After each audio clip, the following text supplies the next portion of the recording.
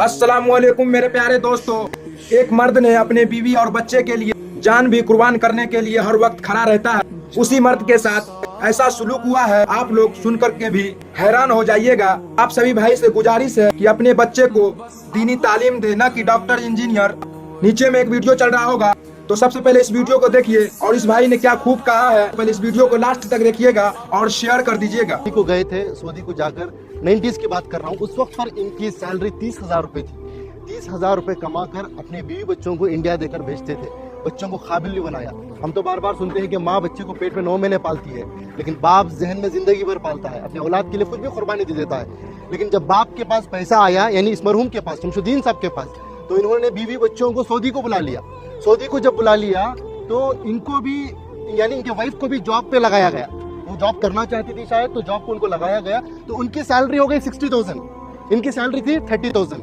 फिर कुछ ही दिन गुजरे, उनके पास कुछ पैसा आया, उनकी बीवी के पास, इनको अपनी जिंदगी से दूर कर दिया। ये एक दिन था, ये अपनी बेटी से मिलने के लिए, अपने औलाद से मिलने के लिए सऊदी में ही, जो इनकी बीवी अलग फ्लैट लेकर रहती थी, वहां पर जाते हैं। बाप अपनी बेटी की मोहब्बत में एंट्री लेता है, जाता है। बेटी दरवाजा खोलती है, बेटी बाप को देखती है। जैसे ही बाप को देखती है, एकदम से दरवाजे को मूछ देती है।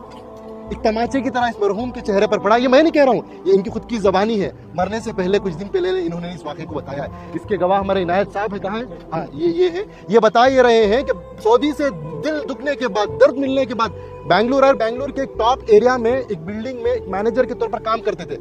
ये खुद उसके गवाह हैं कि एक मिलिट्री की तरह सिस्टम था इनका। उसूल आदाब के पक्के थे, बिना आयरन के कपड़ा नहीं पहनते थे। ऐसी अपनी जिंदगी, छोटा सा कमरा था, सीढ़ियों के नीचे से बेड डालकर, एक पंखा लगाकर, उसे भी पाक साफ रखकर जीते थे। ये पूछने लगे कि भाई, मैं तो समझा आप एक सिक्योरिटी गार्ड है, लेकिन आपकी ये पाक की सफाई को देखकर, आपकी ये मिलिट्री सिस्टम को देखकर, आपकी इस डिसिप्लिन को देखकर मेरे अंदर सवाल पैदा हुआ, आपकी जिंदगी में क्या हुआ? तो उन्होंने ये अपनी दास्तान सुनाई, ये दर्द बताया।